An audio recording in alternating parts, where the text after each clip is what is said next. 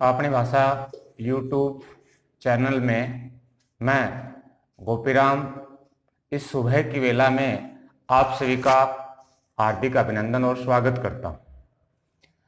पिछले शुक्रवार को हमने स्वास्थ्य से संबंधित चर्चा की थी, उसी कड़ी को मैं आगे बढ़ा रहा हूं।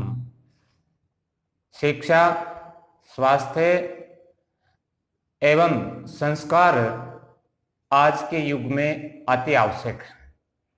शिक्षा के बारे में मैं इतना ही कहना चाहूंगा, education is something but not everything. जबकि स्वास्थ्य जो है उसके बारे में मेरे विचार से ये सही है। हेल्थ इज एवरीथिंग, यानी स्वास्थ्य यदि आपका अच्छा है तो हर कार्य आप अच्छे से कर पाएंगे। जो भी आपके मन की इच्छाएं हैं, जो भी आप करना चाहते हैं, उस उपलब्धि को प्राप्त कर सकते हैं। अब स्वास्थ्य के लिए हमें क्या ध्यान रखना है और कैसे हमें सुधारने की तकनीकें अपनानी है, या कदम दर कदम हम कोशिश करेंगे कि आप जैसा मैं आपको बता रहा हूं आप कोशिश करें। निश्चित रूप से आपके स्वास्थ्य में सुधार होगा। हो सकता है मैं जो आपको बता रहा हूं या कह रहा हूं, आप मेरे विचार से या मेरे द्वारा बताई गई जो विधियां हैं उनसे सहमत नहीं हो, लेकिन फिर भी मैं अपने विचार प्रकट करने के लिए, अपना जो अनुभव है उसको शेयर करने के लिए मैं स्वतंत्र हूं। जैसा कि ये एक महान लेखक वाल्टेयर का स्टेटमेंट है। देखिए, स्वास्थ्य के लिए सबसे जरूरी है प्रकृति। प्रकृति के साथ जुड़ने के साथ ही हमारे शरीर के जो गतिविधियां हैं, शरीर के जो हम जिसको लगभग कृत्रिम रूप में ले जा रहे हैं, वो प्राकृतिक रूप से जुड़ जाए तो बहुत ज्यादा आपको आनंद आएगा। ऐसा माना जाता है कि हमें उठने का समय हमारा क्या हो, समय जो 24 घंटे का है उसमें एक व्यक्ति के लिए, एक इंसान के लिए सबसे उपयुक्त समय माना गया है ब्रह्म मुहूर्त। ब्रह्म मुहूर्त होता है 3 से 5। अब आपने काफी बार सुना है ब्रह्म मुहूर्त, लेकिन ये महत्वपूर्ण क्यों होता है इसके बारे में मैं आपसे थोड़ी सी जानकारी देना चाहूंगा। ऐसा माना जाता है कि ब्रह्म मुहूर्त जो 3 से 5 का समय है, उस वक्त माँ लक्ष्मी और भगवान विष्णु है वो भ्रमण पर निकलते हैं। वो इस सृष्टि का, इस संसार का भ्रमण करके ये देखना चाहते हैं कि ऐसे कौन व्यक्ति और इंसान हैं जो अपना स्वास्थ्य सुधारना चाहते हैं, जो संपत्ति प्राप्त करना चाहते हैं, अर्थात इस संसार की जो कुछ उपलब्धियां हैं, जो कुछ संसार में हैं, वो सब कुछ प्राप्त करके भगवान विष्णु है वो स्वास्थ्य से जुड़े हैं। आपने देखा होगा, महसूस किया होगा कि सबसे क्रूशल और कठिन टाइम रात्रि में अगर होता है तो 3 से 5 होता है। जो व्यक्ति, जो पुरुष, जो स्त्री सुबह 3 से 5 के बीच उठता है उसका स्वास्थ्य खराब हो ही नहीं सकता। यदि हम पहला ये लक्ष्य तय कर लें कि 3 से 5, 3 तो बहुत जल्दी है, लेकिन 5 बजे से पहले पहले यदि आप उठ जाते हैं तो निश्चित रूप से आपके स्वास्थ्य में सुधार होगा। ये मेरा दावा है, क्योंकि मैंने ऐसा महसूस किया है और मैं आपके साथ जो कुछ शेयर किया है, कर रहा हूं, वो मैंने महसूस किया है या व्यवहारिक रूप से देखा है, वही बात बता रहा हूं। तो पहला काम तो ये।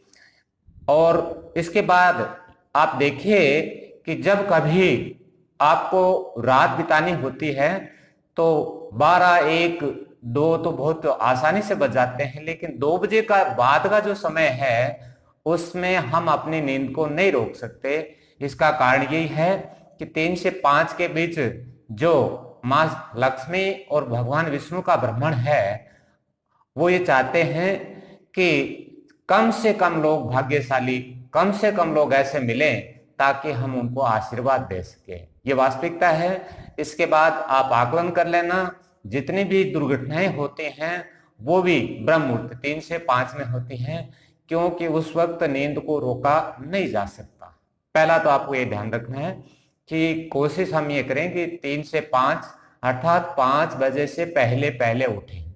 दूसरा तर्क मेरा ये है कि सुबह जो ब्रह्म मुहूर्त होता है इसमें हमारे पर्यावरण में, वातावरण में ऑक्सीजन की मात्रा वो लगभग 90% रहती है और कार्बन डाइऑक्साइड है वो मुश्किल से 10% होती है। यदि उस वक्त हम भ्रमण करते हैं, बाहर निकलते हैं, तो हमारे दिन की लगभग ऑक्सीजन, जिसे हम प्राणवायु कहते हैं, उसकी पूर्ति हो जाती है। और पिछली बार भी बताया, अब भी मैं बता रहा हूं, आप श्वास में ज्यादा से ज्यादा अंदर खींचते समय लंबा खींचे, नाक से लें, ऑक्सीजन की और प्राणवायु की पूर्ति कर लें। हमेशा जब आप चल रहे हैं, जब भी आप फ्री हों, जब भी आपको ऐसा लगता है कि अब मैं किसी काम में व्यस्त नहीं हूं, उस वक्त लंबे श्वास लेकर के और प्राणवायु की पूर्ति करने की कोशिश करें। हम प्राणायाम ही करेंगे, लेकिन प्राणायाम से पूर्व मैं इस प्रकृति में कुछ ऐसे तत्व है, कुछ ऐसी बातें हैं जिनसे आप हो सकता है अनभिज्ञ हों और हो सकता है बहुत सारे लोग जानते भी हों, लेकिन फिर भी जो मैंने महसूस किया, जिसके बारे में मैंने जाना, उनके लिए मैं आपको बता रहा हूं। पहला तो मैंने ब्रह्म मुहूर्त का बताया, दूसरा आपको मैंने तर्क दिया ऑक्सीजन की हमारे शरीर की पूर्ति का। इसके बाद आपको जब भी समय मिले, आज हम प्रकृति से दूर होने के कारण ही और बीमारियों से ग्रसित हो जाते हैं, तो कम से कम आधा घंटा आप नंगे पैर खुली धरती पर रेत पे घूमें, क्योंकि जो हमारी जमीन है, धूल है, उसमें वो सारे पोषक तत्व मौजूद हैं जो हमारे शरीर की आवश्यकता है, उनकी पूर्ति हो जाती है। इसलिए ये भी बहुत आसान काम है। हम आज नंगे पैर बिल्कुल नहीं रहना चाहते। ये नहीं रहने का कारण है कि हम प्रकृति से दूर होते जा रहे हैं। एक बात का आप इस बात का भी ध्यान रखें, जब भी समय मिले आप सुबह की बेला में यदि नंगे पैर घूमते हैं धूल में तो बहुत ज्यादा फायदा होगा, लेकिन जब भी टाइम मिले आप जरूर घूमें। इसके अलावा एक और बहुत अच्छी दवा है जिसमें सारे पोषक तत्व है, विटामिन, प्रोटीन्स, कार्बोहाइड्रेट्स, वसा, जो हमारे शरीर के आवश्यक तत्व हैं, वो पेय पदार्थ में यदि किसी में है तो वो है गोमूत्र में। अगर आप देसी गाय का गोमूत्र का एकदम सीमित मात्रा में पानी मिलाकर छानकर उपयोग करेंगे तो ये भी स्वास्थ्य के लिए बहुत अच्छी बात होगी। इसके बाद हमने पिछली बार ध्यान योग किया था। ध्यान योग के बाद ठीक वैसा का वैसा ही अगला जो है, जिसे हम भस्त्रिका प्राणायाम कहते हैं, आज थोड़ी सी मैं उसकी चर्चा करूंगा। भस्त्रिका प्राणायाम करने से क्या होता है, हमारे शरीर में जो ऑक्सीजन की मात्रा की कमी है वो पूर्ति हो जाती है। आपके सिर दर्द है उसमें सुधार हो जाएगा, आपके श्वास लेने की प्रक्रिया है वो सही हो जाएगी। तो भस्त्रिका प्राणायाम में आपको करना क्या है, ध्यान योग में श्वास बहुत धीमी गति से लेते हैं और छोड़ते हैं। भस्त्रिका में उसी श्वास को हम थोड़ा सा तेज लेंगे और छोड़ेंगे। जैसे श्वास लेते वक्त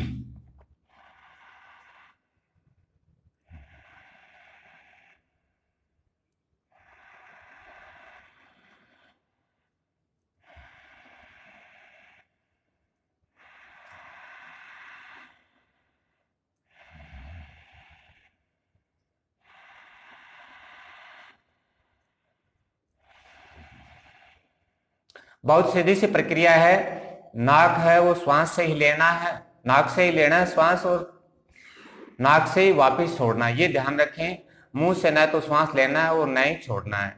उसके बाद वही पहली बार बताई, वही श्वास लेते वक्त आपका जो छाती का भाग है ऊपर आना चाहिए, श्वास छोड़ते वक्त फिर पीछे जाना चाहिए। और श्वास की प्रक्रिया यदि हमने ढंग से सीख ली तो हमारे शरीर की जो ऑक्सीजन की पूर्ति है ऑक्सीजन का जो लेवल है वो निश्चित रूप से पूर्ण हो जाएगा। अब देखिए, ऑक्सीजन की पूर्ति होने से क्या होता है, हम जो भी कार्य करते हैं उसमें हमारी रुचि बढ़ जाती है। आपने देखा होगा, जो बड़े बड़े महानुभाव हैं, बड़े बड़े लोग विश्व प्रसिद्ध हैं, वो बहुत कम सोकर भी अपने शरीर की पूर्ति कर लेते हैं। इसके पीछे कारण यही है कि प्राणवायु और ऑक्सीजन की पूर्ति होने के कारण वो जब भी सोते हैं 3, 4, 5 घंटे, तो वो साउंड स्लीप यानी गहरी निद्रा में सो जाते हैं। उनकी जो नींद होती है उसकी डेंसिटी यानी घनत्व तो बहुत ज्यादा हो जाता है, और वो 4 घंटा सोकर भी, और हमारे से 8 से 10 घंटा से ज्यादा हम सोते हैं, उसके बाद भी वो ज्यादा तरोताजा महसूस होते हैं। इसके पीछे कारण यह है, उनकी नींद गहरी होती है, उनकी नींद की जो डेंसिटी है, घनत्व बहुत ज्यादा होता है। हम भी यही कोशिश करें कि जितना भी सोएं उसमें हमें गहरी नींद आए, और उस गहरी नींद आपकी 4 से 5 घंटा की पर्याप्त है। आप कभी आलस्य महसूस करेंगे नहीं। और इसके लिए आवश्यक यही है कि आप ज्यादा से ज्यादा हमारी जो प्राणवायु है, ऑक्सीजन है, उसको अंदर लेने की कोशिश करें। जब भी आपको मौका मिले, लंबे सांस लेकर ऑक्सीजन को अंदर खींचें, और छोड़ने वाली सांस थोड़ी छोटी हो। आज मैंने कुछ ये स्वास्थ्य संबंधी कुछ बातें शेयर की है। हम इस प्रकार पहले इन आवश्यक बातों का आपको जानना जरूरी है, जो हमारे स्वास्थ्य के लिए अति आवश्यक हैं, और स्वास्थ्य में सुधार करने के ये कर्मिक कुछ बातें हैं। आप इनका अनुसरण करेंगे, फॉलो करेंगे, निश्चित रूप से आपके स्वास्थ्य में सुधार होगा, ऐसा मैं विश्वास रखता हूं। धन्यवाद।